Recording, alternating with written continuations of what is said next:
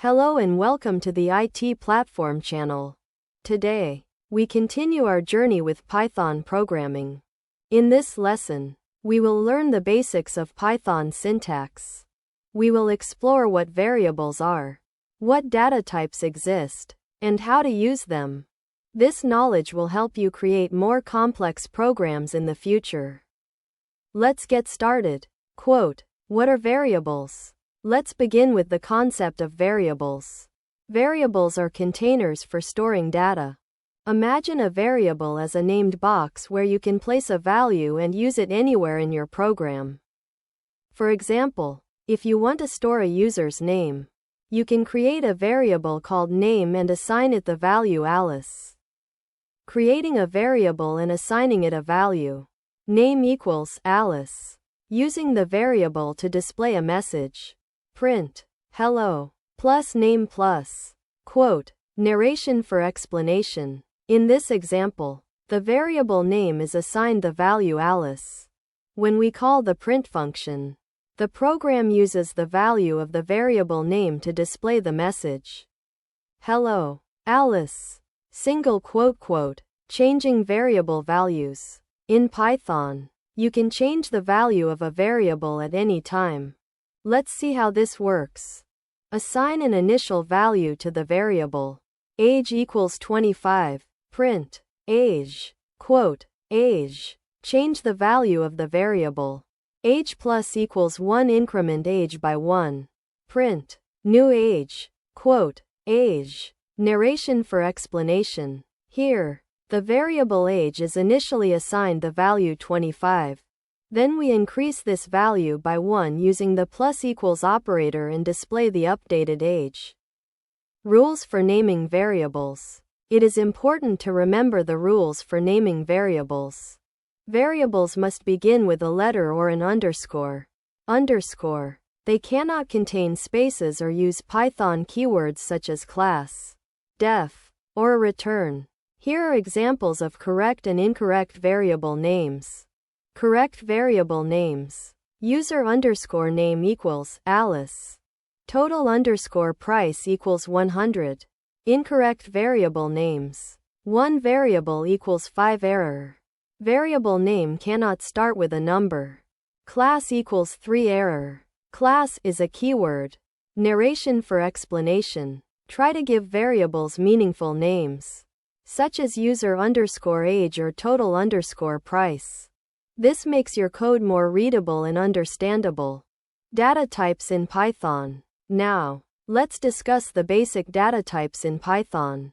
They include 1. Integers, int, for whole storing numbers. 2. Floats, float, for storing decimal numbers. 3. Strings, str, for storing text. 4. Booleans, bool, for representing true or false. Here are some examples. Examples of data types. Age equals 30 integers. Height equals 5.8 float. Greeting equals hello. Python. String is underscore student equals true boolean, displaying values and their types. Print age, quote, age. Print height, quote, height. Print greeting, quote, greeting. Print student, quote, is underscore student. Narration for explanation. These data types help you manage and process different kinds of values in your programs. Using the type function. Sometimes it's useful to check the data type of a variable. In Python, the type function is used for this purpose. Here's how it works. Using type to check data types.